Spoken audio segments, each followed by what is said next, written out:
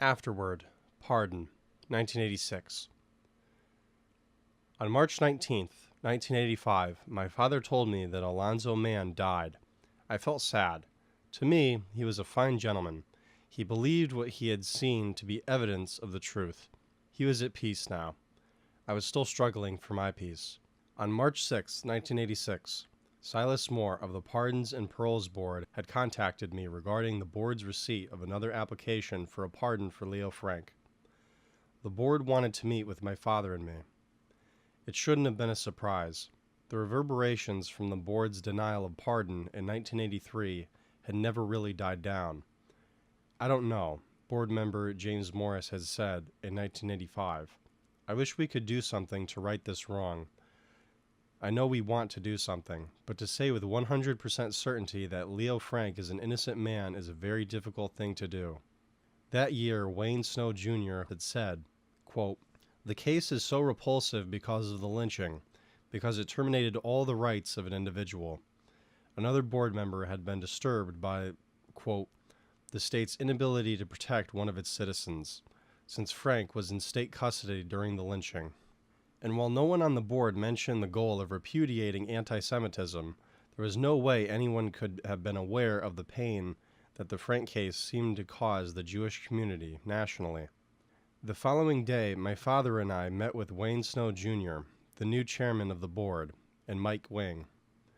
We were told that the Jewish community had again filed application for a posthumous pardon, and that if a pardon were issued, it would be based not on guilt or innocence, but on the contention that, quote, "the state did not protect Leo Frank and that his rights were violated." The board felt that the lynching of Leo Frank was wrong and that this pardon would, quote, "heal old wounds." Apparently, renewed efforts for pardon had begun in September 1985, and while at first the petitioners had thought they'd failed to obtain the pardon in 1983 simply because they had not brought enough pressure to bear, they had come to see that, beyond the strictly procedural action of the process which sought to establish Leo Frank's innocence, or Jim Conley's, or someone else's guilt, what was most probably achievable was a pardon that addressed the extra-legal case about Leo Frank. And this approach by the petitioners allowed board members' sympathies for the extra-legal aspects of the case to come through.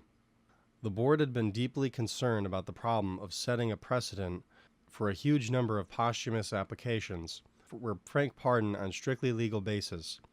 By addressing the extra-legal case, however, the precedent that a pardon would grant would only be to exceptional cases like the Frank case.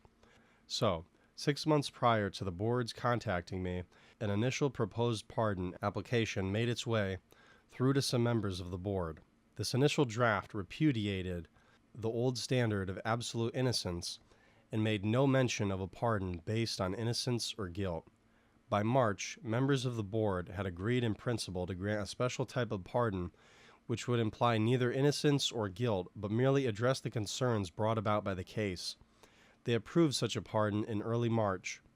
After a meeting with representatives of the petitioners, the board began drafting a final pardon order, which they approved shortly after ADL officials and others found it acceptable.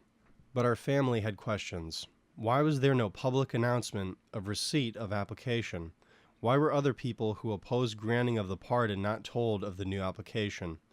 My father reminded the board that if the pardon were granted, books, miniseries, and movies of the Mary Phagan Leo Frank case would be made, and he believed the pardon would not, quote, "heal old wounds," as they had hoped. Instead, little Mary Phagan's story would never die, and the controversy surrounding her horrible death would continue.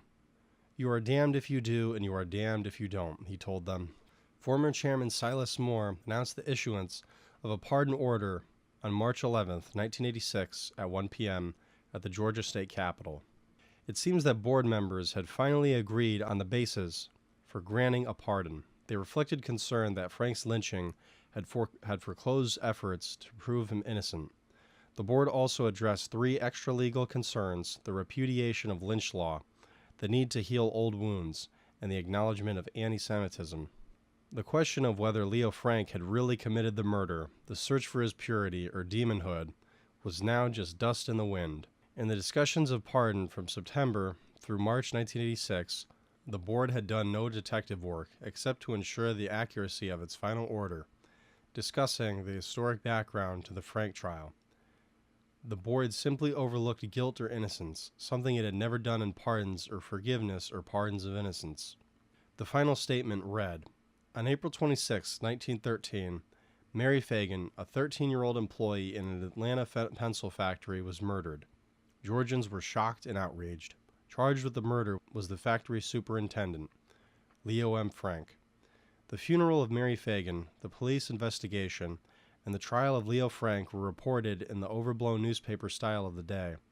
Emotions were fanned high. During the trial, a crowd filled the courthouse and surrounded it. While the verdict was read, Frank was kept in jail for protection. He was convicted on August 25, 1913, and subsequently sentenced to death. After unsuccessful court appeals, the case came to Governor John M. Slayton for his consideration. The governor was under enormous pressure.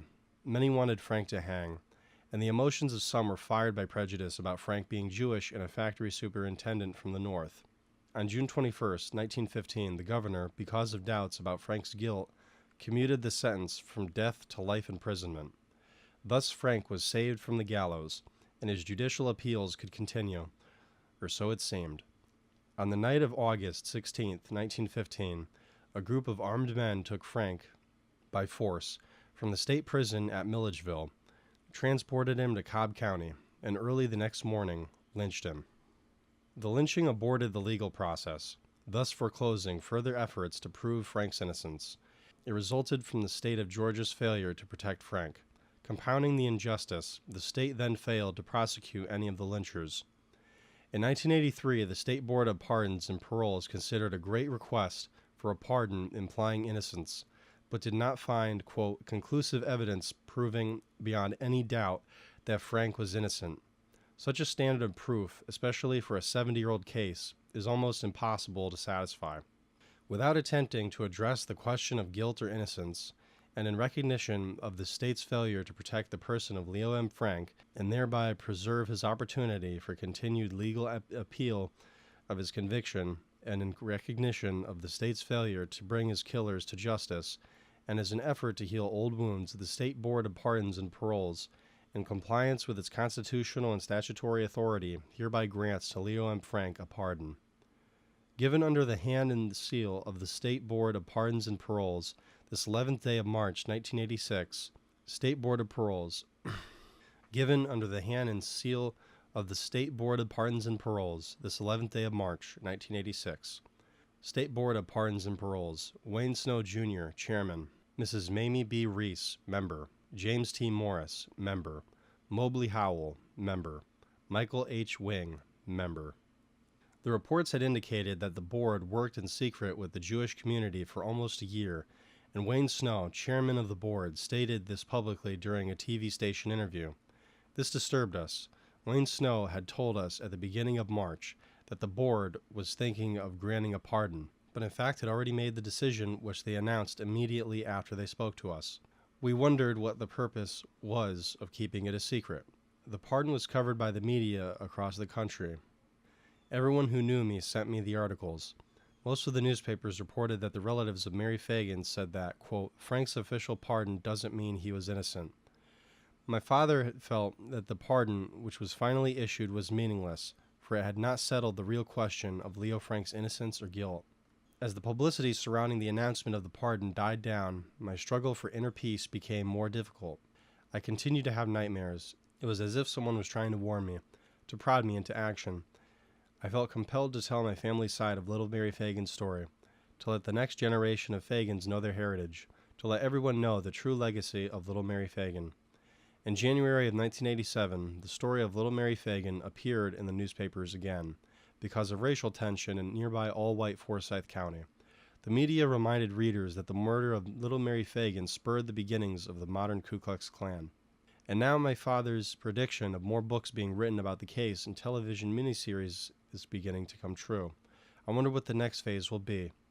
Even more, I wonder, will we ever know with complete certainty who killed Mary Phagan? Has the answer gone to the graves with all the participants in the tragedy?